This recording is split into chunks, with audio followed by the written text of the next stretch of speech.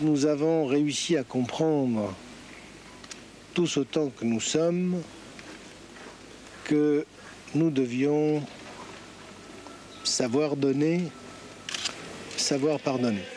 Moins d'un an après ces propos, Jean-Marie Djibaou est assassiné par Djoubeli Wea, qui conteste la signature des accords de Matignon.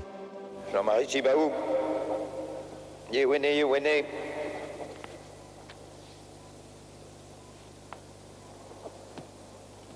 Vous allez quitter Nouméa pour votre dernier voyage.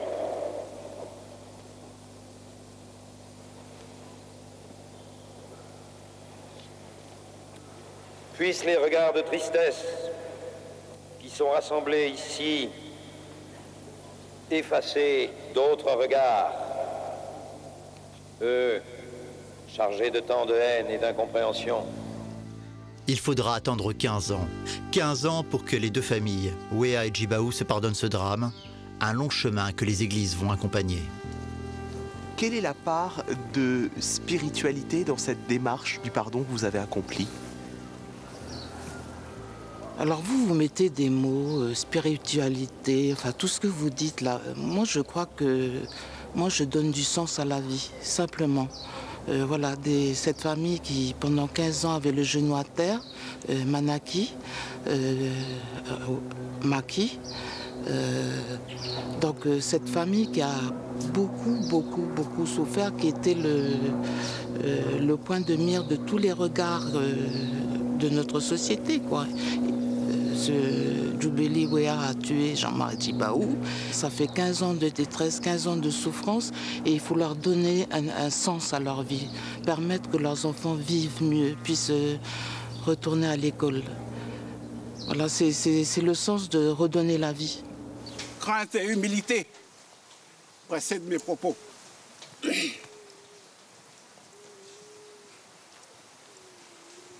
Ô terre, terre de nos ancêtres, terre de nos vieux, terre de Djibaou, terre de nos morts, terre de nos esprits, terre sacrée. Je remercie de faire partie de cette société parce que voilà, elle m'a permis d'accomplir, de me dépasser. Je voudrais vous dire que, vous savez, une fois avoir accompli ce geste, moi je me suis dit que je pouvais mourir parce que j'avais accompli un geste qui était magnifique. Donner la vie à d'autres familles, à d'autres clans, c'est quelque chose que l'on ne peut pas mesurer.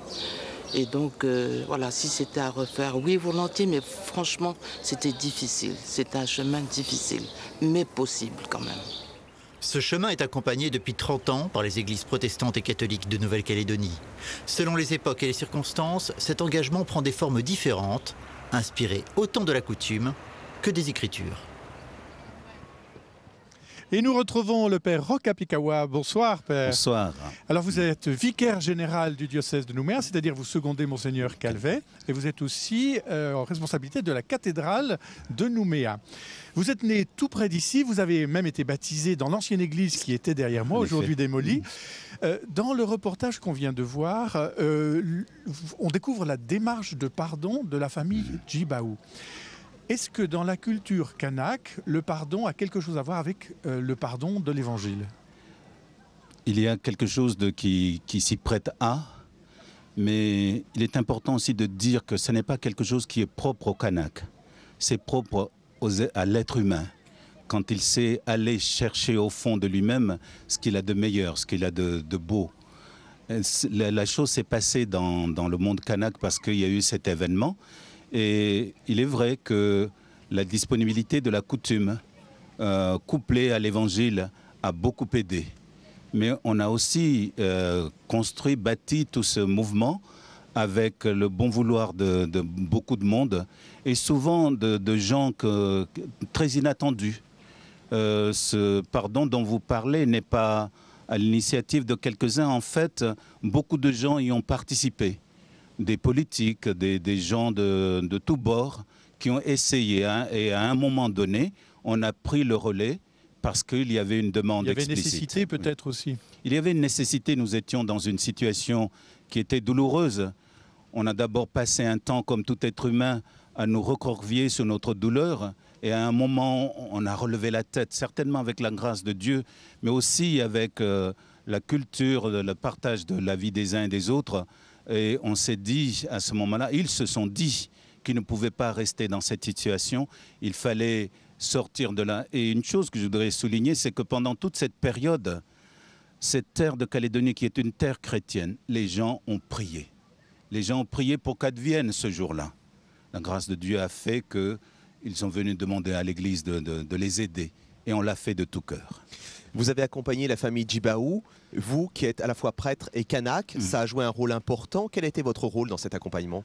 Alors, mon rôle a été aussi un rôle de l'ami, parce que j'ai fait la connaissance de la famille Djibaou au moment de la mort de Jean-Marie Djibaou. Et à partir de ce moment-là, les enfants sont venus dans la paroisse où j'étais, ils habitaient là, et je les ai un peu accompagnés. Et à partir de là est née une amitié qui a fait que tout naturellement, ils ont demandé de les accompagner. Aussi parce que la famille Djibaou est de confession catholique et la famille Wea et la famille Yewene sont de confession protestante. Et c'est le pasteur Jean Ouetté qui a fait l'accompagnement de ce côté-là. Vous disiez tout à l'heure que la Calédonie est une terre chrétienne, mais en fait l'évangélisation remonte à moins de 200 ans. Comment, lorsque l'évangile est arrivé, il a été reçu par la culture kanak? La culture kanak était prédisposée à le recevoir? Dans non seulement la culture kanak, mais toutes les cultures, quand elles ont vécu comme il se doit, sont des assises de l'évangile, que ce soit ici ou partout ailleurs. En 1840, l'Église protestante arrive par le biais des Santaliers et des autres. Et seulement en 1843, l'Église catholique arrive et s'installe. Mais les choses se sont faites par une espèce de cooptation, si vous voulez.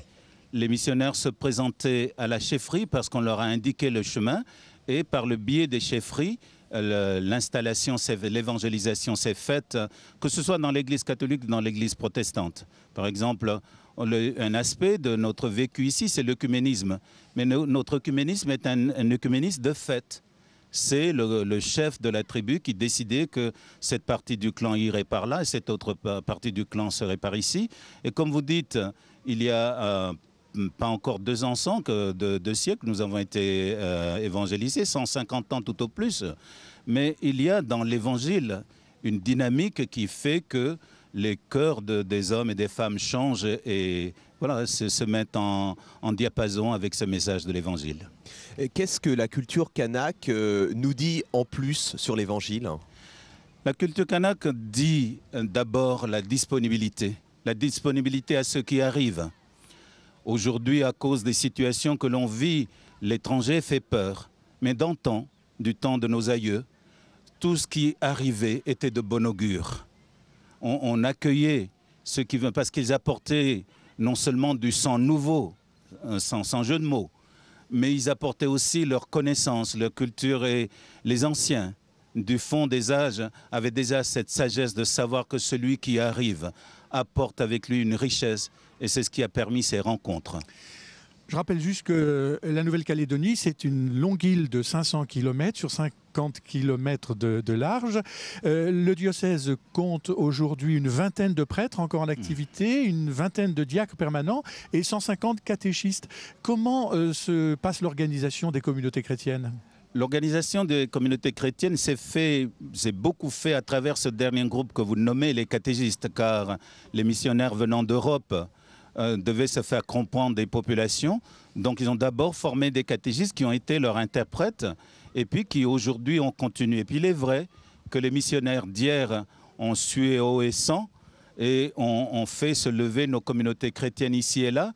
Mais avec eux, il y avait une foule de laïcs, de gens qui travaillèrent avec eux, tant comme enseignants, comme catéchistes, on le disait, mais aussi comme autres personnes dans la paroisse de la Conception. Les missionnaires ont voulu commencer à faire une réduction de gens venus du Nord qui ont été leurs porte-parole aux quatre coins de ce qui est notre diocèse aujourd'hui. On voit ici que les églises, tant catholiques que protestantes, jouent un rôle particulier et on a l'impression que la notion de laïcité n'est pas vécue comme en métropole. À quoi ça tient ? Alors, ça tient Et de la particularité de nos îles, c'est la laïcité est un peu du latin compliqué de par là-bas. Arriver ici, ce n'est pas des choses qui nous importent d'emblée. On respecte la laïcité quand cela est nécessaire, mais quand ça ne l'est pas, c'est la vie tout court qui prend son droit. Et particulièrement pour nos églises, que ce soit l'église protestante ou l'église catholique, on a le décret Mandel qui donne des particularités à la loi sur la laïcité pour les missions dans nos îles. Et cela fait qu'on a pu toujours faire la différence entre ce qui tient de la laïcité pure et dure et puis la relation, puisque en fait c'est cela qui est important. Ce qui est important pour nous autres Calédoniens, que l'on soit kanak ou autre, c'est la qualité des relations. Je vous propose, Père et Philippe, d'ouvrir un nouveau chapitre. Depuis 20 ans, la Nouvelle-Calédonie est en pleine croissance, mais cette croissance n'est pas forcément très bien répartie. On constate que depuis le début des années 90, il y a de plus en plus d'hommes et de femmes qui viennent de toute la Nouvelle-Calédonie à Nouméa pour chercher un travail. Malheureusement, il n'y a pas forcément assez de logements sociaux et des logements adaptés au mode de vie mélanésien. Et on s'aperçoit qu'il y a de plus en plus de gens qui vivent autour de Nouméa dans des baraquements de fortune, ce qu'on appelle ici les squats. Aujourd'hui, ils sont entre 6 et 10 000. Le Secours catholique, depuis quelques mois, s'intéresse à ces populations. Nous avons suivi une de ces équipes. Je vous propose de regarder ce reportage. Ces déménageurs d'un jour viennent livrer un lit et un matelas. Maryse, Isabelle, Maurice et Jean-François sont des bénévoles de la mission squat du Secours catholique. Bonjour Lisette. Bonjour mesdames. Face à la cathédrale de Nouméa, ces bénévoles découvrent depuis quelques mois l'univers des habitants des squats. Comment vas-tu? Bien. Bonjour Ken. Il est bon. Bon, voilà. Allez. Ils sont là parce que souvent c'est leur choix, hein. Ils vivent comme ça, c'est leur mode de vie. De les mettre dans des logements sociaux, dans des espèces de clapiers, c'est pas leur vie à eux. Eux, ils vivent au contact de la nature, que ce soit de la pêche ou que ce soit de l'agriculture. C'est vrai qu'ils sont dans des conditions qui sont difficiles, il faut qu'ils combattent tous les jours quelque part, même si c'est leur mode de vie, ils sont volontaires.